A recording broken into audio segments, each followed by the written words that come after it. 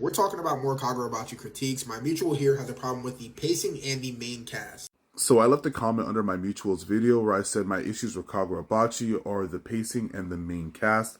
I want to talk more about that. My issue with the pacing is that people think pacing automatically means fast and slow, but a lot of the times pacing means is what happening in the story currently right now, keeping the audience hooked.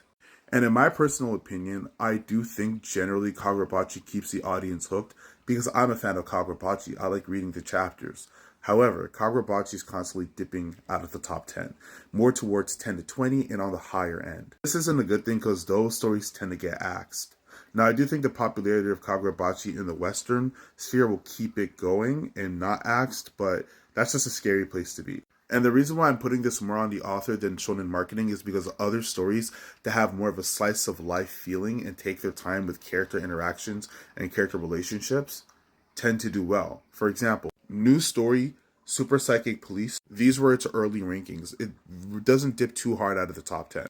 Kill Blue, early on, also didn't dip too hard out of the top 10. Kagura Bachi, on the other hand, dips pretty hard out of the top 10, more towards 20. Now, I will say this.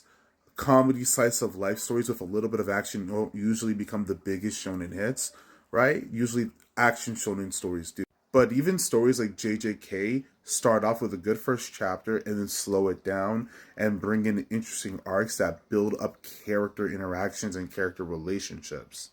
They give you a lot of jabs and they build up to the big whams. Whereas Kagura Bachi just starts slugging it. Same thing with My Hero. A lot of character relationship buildups early on and then we get the big slammers later. Even though I think Kagura Bachi is cool, I think that there might be a lack of connection between the story and the characters and the audience. And this ties into my opinion on the main cast. So I think Kagura Bachi is doing a good job of building up the main character for the most part. I think he's well written. She is pretty cool, and I think the dynamic between the main character and her is pretty solid for the most part. I think it's going to take some time for us to build into the sensei character because I feel like they're leaving him for the background. But I also think that's a problem because he shouldn't be so much in the forefront if they're going to do that. And then we literally know nothing about her, really. Now, the newly introduced Deuteragonist, I think he's a tough character. He's actually my favorite character right now. But their friendship is not that strong. Like, they try to make it seem like it's stronger than it is because they don't really spend that much time together. If you actually look at the chapters, they don't talk that often. And I think that's an issue. I think that the cast of characters, especially excluding the sensei, should have more interactions and there should be some more build up. Especially, and this is where my personal opinion comes in. I think that a lot of these stories that do really well early on usually focus on the new generation and then they bring in the old generation to push the new generation.